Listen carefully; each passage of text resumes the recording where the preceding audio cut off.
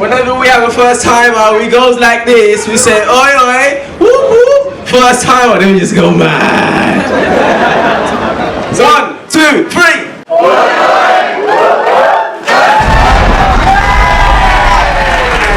This first piece is how I was feeling last week Friday, last week Saturday, and last week Sunday. I think it had something to do with the sun. It's called Hungover. So I wake up, always fully clothed, not knowing in a few hours I will never want to drink again. Vodka dancing merrily in my system, drowning out all last night's bad decisions, but I feel good. In fact, I feel great. I mean, it's only 8:15, but my head's in the right place. Little did I know, I haven't had enough sleep. Soon my body will start feeling weak and rejecting me, but for now, I'm fine. Staring at last night's glass of wine, I didn't have time to drink before the taxi came. Unsaved number pops up in my phone and I can't remember his name. They say a drunk body speaks a sober mind, but never in my sober life have I ever wanted to ring anyone at 5:30 and I sent those drunken texts, I'm a drunken mess. I don't even want my ex, and now the room's starting to spin.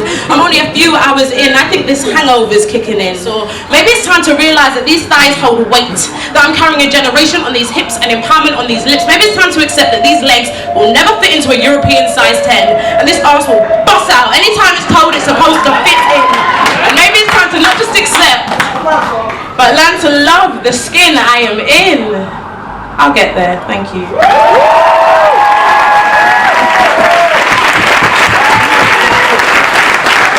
So what motivates me to perform poetry and to write poetry is there's things out there that are happening every day to everyone and it doesn't get mentioned. Like there's poor people out there who have nothing and there's people out there who have everything. And there's a whole generation with no love for the feds. They can't be creative because the funds have been bled and the school system's built to keep them under the bench, and low achievement got them feeling like they're stuck on a fence. Instead of dreaming, started dealing and got done for intent. And you wonder why his mum was incensed. She used to pick him up from school. Now she's making trips to Feltham because her son's on a stretch.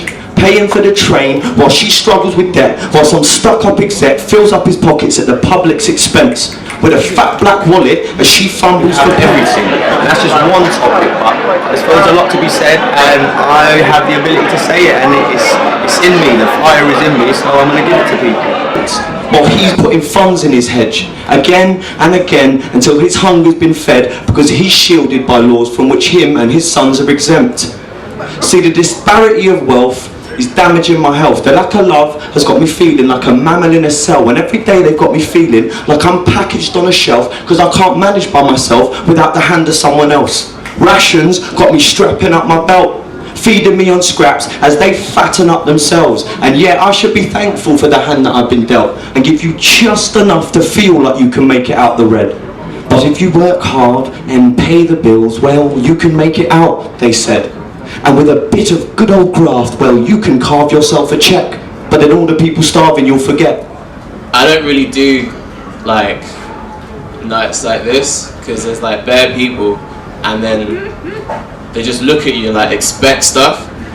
Stop expecting stuff. Like, I'm joking. I got more poems here. Telling stories is important, and it's important not to let anybody else slow you down the story.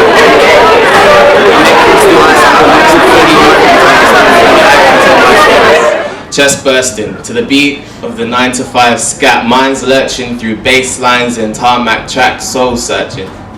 To the point where there was no coming back from the shrieks of reinforced concrete creeping through your 2-bedroom flat. You shrieked as I crept through your 2-bedroom flat, reinforcing concrete tears I once made a home out of. Nation we laid, more scattered than crusty tissues across bedroom floors. When bored, we fought. We made forts out of our thoughts until we lay scattered across bedroom floors, composing syncopated melodies for the downstairs neighbors. I permeate your space and you hold my frozen gaze as I shed a stream of solidarity in your name. You ask how I am, existing between multiple states simultaneously. How I managed to completely center myself in between displacement and complacency. I think to start with, there was the feeling that you get when you kind of release something, and that's quite kind of not only inspirational but very cathartic, as in like you're releasing some kind of tension that you have, and then I get inspiration then I get the courage to kind of stand up in front of other people and perform my pieces. You know, if I had a photographic memory, I'd be plagued by all the things you ever did to me. Like scars or puncture wounds from an enemy. You took away my energy. And then the response I get, I find that really inspiring when other people can relate to something and you kind of think something you scribbled away in your own kind of bedroom.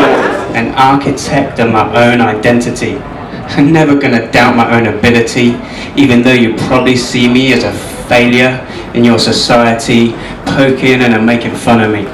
But all that you are are memories from my past, trepidations along my path, and palpitations in my heart. The child of a wolf, a stylish fool, a be-all and end-all that gets me sentimental. I am falling for a ride or die that obsesses over death. Fires. They say my style from Def Jam. Nah. I jam with death but got style from no man. Frost on my breath, spit bars like snowman and wind up your girl like they put on slow jam. If you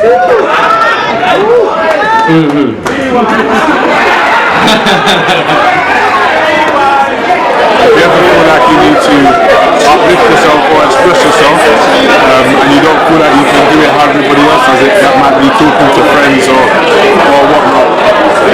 Spoken word is a good way to just release it without needing a friend. Just being you and yourself. Pain and suffering helps me realize that I am pain and suffering. Pain and suffering helps me realize. Pain and suffering helps me. Pain and suffering helps. Pain and suffering.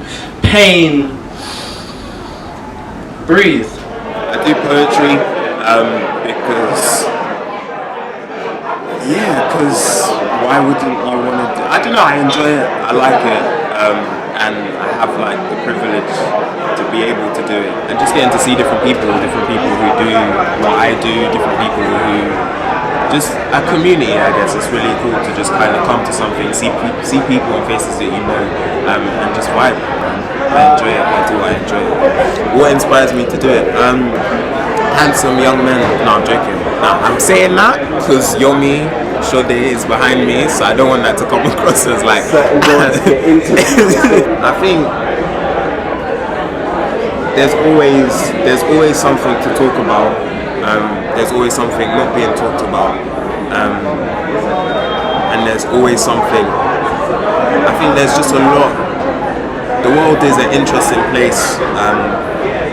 People are interesting. Love is special. Many things are and need to be talked about, and that kind of keeps inspiring me to do stuff. And seeing other dope people as well excites me, because it's like, oh man, there's so much more that I can be doing. There's so much more that I can kind of try and test out. Like poetry is. There's some people just doing a madness under the umbrella of poetry, and it's just exciting to know that, to be like, yeah, there's better to explore. So that's what excites me and keeps me going.